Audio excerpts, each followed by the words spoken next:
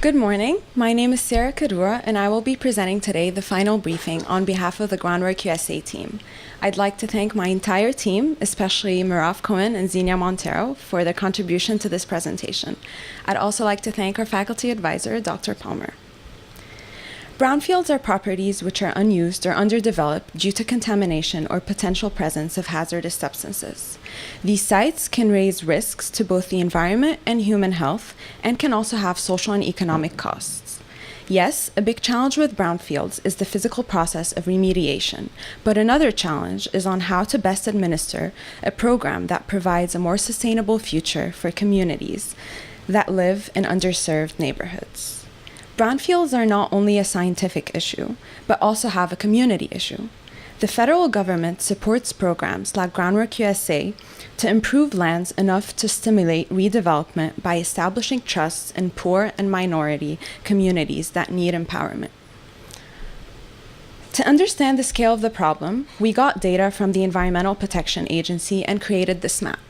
The EPA estimates over 500,000 of brownfields across the nation, but only 22,000 of them have been identified and assessed and can be seen on the map in orange.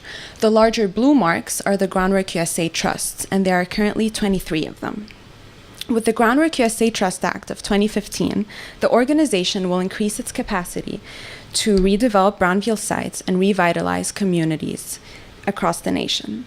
The aim of this bill is to strengthen these existing trusts and encourage the creation of new ones in communities that haven't started tackling the issue of brownfields yet. Brownfields are an issue that communities face nationwide. Locally, Groundwork Hudson Valley is working on a project that would connect New York City and Yonkers residents by redeveloping the Putnam Rail line into a trail. The rail line ceased operations in the 1940s and has since been abandoned. Though you can't see contamination, heavy industry like rail lines leave legacy of contamination, such as oil spills, emissions, and degraded infrastructure. A redevelopment of the trail will bolster the city's tax base by stimulating the development of businesses and increasing property value. Groundwork Hudson Valley made sure that the local Yonkers residents were involved in the process since the beginning. As the City of Yonkers partner on the project, Groundwork Hudson Valley has convened a steering committee that includes many stakeholders, such as neighborhood churches and nonprofits, to ensure that the project reflects the vision of residents living in those communities. Many stakeholders are involved in projects like the Putnam Trail. These projects end up costing millions and require the collaboration of many entities. Groundwork Hudson Valley acts as the project facilitator for Putnam Trail and received money from New York State and the EPA. In addition, community groups, which Groundwork Hudson Valley spearheads in engagement, help with outreach. With the Groundwork USA Trust Act of 2015, this project would receive more funds. The Putnam Trail project has been in progress for 10 years, but new funding could provide the means to finish the project sooner. This is the current structure of Groundwork USA. The national office coordinates the operation of the groundwork trusts that operate within local communities. There is no fixed distribution of the current budget, which varies year by year. However, the maximum the national office has received from federal entities did not exceed $1 million in total to both operate the national office and the local trusts. $1 million doesn't go very far across 23 trusts around the nation, but what the trusts have proven very effective at doing is leveraging federal grant dollars with their nonprofits and foundation support. The trusts have historically had an approximately 10 times multiplier effect, that for every dollar invested, they were able to match it with $10 from other sources. The Groundwork USA Trust Act of 2015 proposes the expansion of operations. The bill authorizes the allocation of $15 million, which is 15 times more than the current budget, which will be distributed as grants to local organizations. Each grant cannot be greater than $400,000, and the funding for the administration and the national office cannot exceed 15% of the total annual budget. In order to make sure that the grants given to each trust are more effective, the program needs to have clear criteria for grant selection. The bill does have a long list of selection criteria. Of those, the most important are the ones that focus on community redevelopment. So before giving a grant, we want to know, are you a group from the community? Do you have a good idea? And do you have a plan on how to get there? Do you have a track record of effectiveness and a history of successfully leveraging federal grant dollars? So to use the language of the bill, we want to prioritize the demographics of the population that are interested enough to engage local communities in planning projects that could have a potential of creating green spaces. The program already exists, so our program design asks, how do we make it better? Based on the research we did on the existing program and the bill, we suggested these improvements. There is currently an overlap in responsibilities at the national office and the individual trust. And if this is going to gear up and become a more effective organization, we need to assign responsibilities so the newly expanded organization runs more smoothly. Staff will have clear responsibilities for their roles, and the designed roles will be either at the national office or at the local trusts. The bill also provides considerably increasing the budget, so this requires more staff to manage larger scale operations at the national office. We also found it hard to find details on how the grants are being spent. Even after reaching out to specific trusts, we have trouble finding details on the success of these programs, but this is critical, especially if the budget is going to be scaled up. Therefore, we suggest ways to increase accountability and transparency. The performance management system should provide clear indicators of success and provide clear guidelines, reporting guidelines for the grants. At the national office, the implementation plan that we designed calls for additional staff. For example, a new grant manager will be added to handle the administration of the expanded grant program from application to tracking, and a new trust services assistant is required since the number and the activity of the operations will be increasing. Overall, the budget will increase by 15 times or 1,500%. So as the table shows, the direct program costs increase by 2,600%, while the administrative costs only increase by 200%. This is intentional because we wanted to keep the administration small to pass through most of the money to the grants. The bill provides various goals and criteria to measure these goals. We have identified 15 such desired outcomes and outputs and divided them into environmental, social, and economic impacts. This table shows examples of the recommended changes to the performance management system. First, we identified the broad goals of the bill, which are the outcomes, for example, identifying and reducing human health threats. Then we identified specific objectives of the bill, meaning the way in which it aims to achieve those broad goals, and these are the outputs. For example, remediating and reusing brownfields for community benefits. As you can see, there is a gap in the bottom right space, and this is one of the shortcomings of the current system. There are broad goals, but not very concrete metrics to measure the success of achieving these broad goals. Finally, we translated these outcomes and outputs into measurable indicators that can be seen in the red box. These are not publicly stated anywhere, but would be powerful metrics for the program's successes. Here's what's new about our performance management system. We have specific new metrics, and since we have a longer funding horizon, these will change over time. We want to make sure that we are tracking the long-term success of these past projects.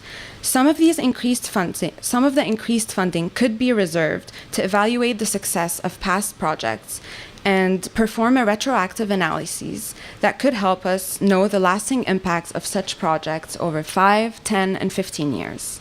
Right now, the trusts aren't able to do that, but if we dedicated the funds to perform a retroactive analysis, we could really know how impactful the grants were. In this picture, we see the Putnam Trail, which could become a site for walking, recreation, and connecting communities. Linking communities by redeveloping abandoned land into community assets provides social, economic, and environmental benefits. After completion of the project, new detailed measures of success can evaluate the true impacts. This is exactly the goal of our bill, to provide clear criteria for grant selection and increase federal funding to operate each Groundwork Trust. Increased funding means increased responsibility to expand these already existing programs, operations with continued missions and values related to social and economic well-being. We have a network of trusts that have been doing good work, and with the passage of the bill, the network will expand and their good works will expand. The most important way to improve now is to have clear measures of success and better reporting of these successes. Thank you.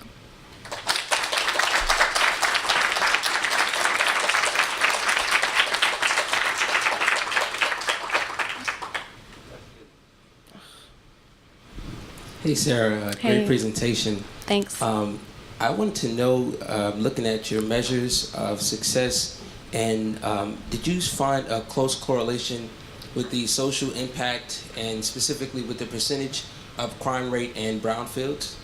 What do you mean exactly? Was there a close correlation between crime and brownfields? Yeah, there is, because brownfields are in neighborhoods that are underserved, which usually has high crime rates. So we wanted to see if the crime rates would change over time. And this includes a lot of factors.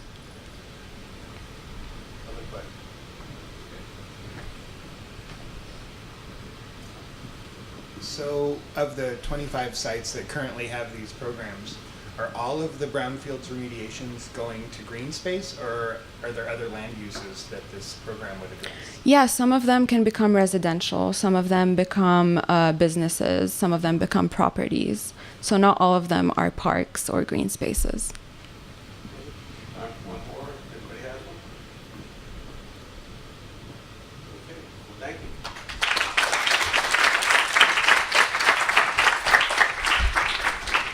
So, we're done.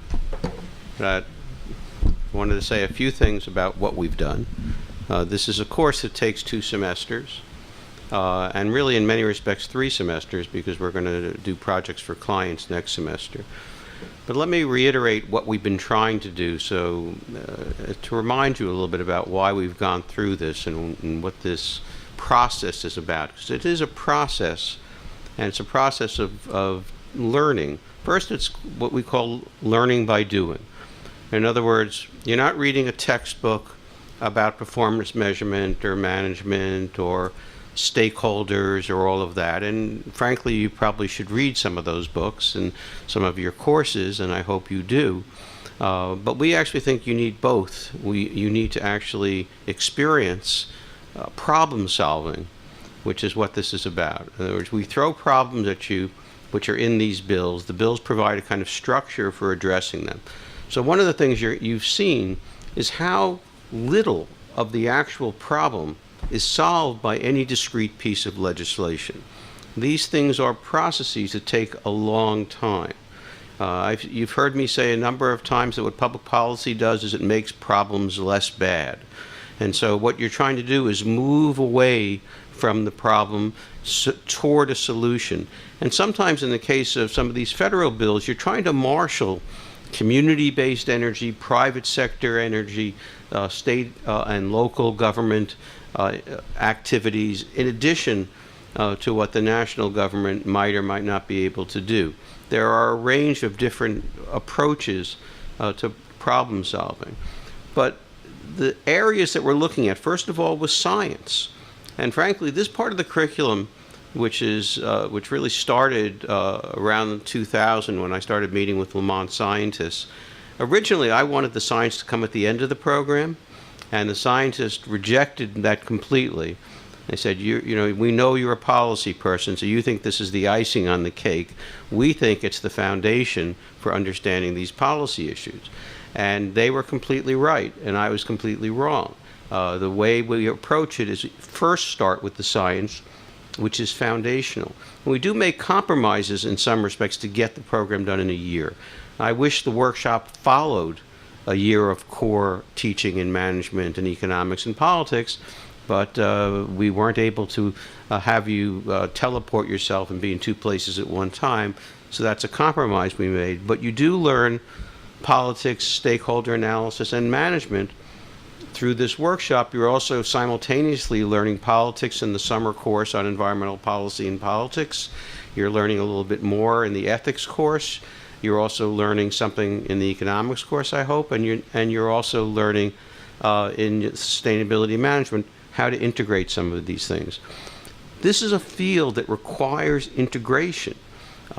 Discrete fields of knowledge don't solve these problems. You need science, you need politics, you need management, you need a whole range of activities. But so that's one part of what I hope you've learned, is the integrating aspects of the subject matter that you're dealing with. But the other part, which is just as important, is you have to, while you're learning by doing, you're actually picking up professional skills that are as important, frankly, as the substance of what you're learning. So the group processes, the team building, the work planning, the self-management of the group itself, dealing with your free rider problem, the people who don't do what they say they're going to do. I hate to say this, but I run a big organization and the same exact things happen. You never get away from this. This is pretty much how organizations function.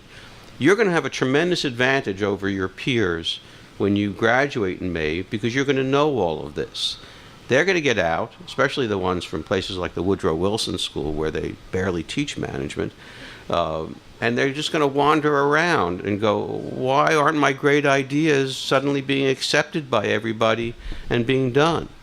And they'll say, well, maybe I should have done a better stakeholder analysis, maybe it's the politics. Very often it's something as mundane as nobody got the website up and running, Mr. Obama, which is what created your big problem at the beginning of Obamacare. Okay? You know, the website crashed. Nobody bothered to talk to Amazon about how do you keep a website running the day before Christmas. Had they done that, that whole thing, that whole descending spiral might never have started on one simple management issue. You're going to know that, okay?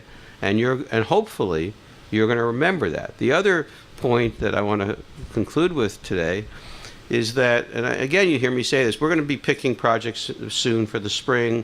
We've got your preferences. We're going to distribute them to you so you know what you said in the next couple of days, and we're going to distribute it to the faculty, and we're going to start our process of looking for projects. But it doesn't matter what project you end up in, okay? Because the field that you're in, the projects keep changing, the issues keep changing. This Brownfields thing you just heard about, how did Brownfields come about?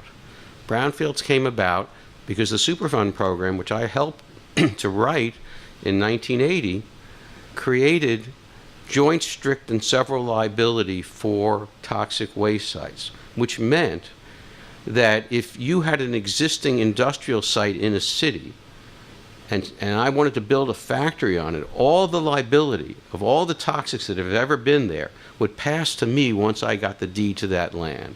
And so what happened is factories left the cities and went to green fields in the exurbs. And so the Brownfields program was an effort to say, wait a minute, we're shooting ourselves in the foot. These sites have varying levels of toxicity. We can actually reuse these sites if we understand and contain and maybe remove some of the toxics and give some relief from this joint, strict, and several liability.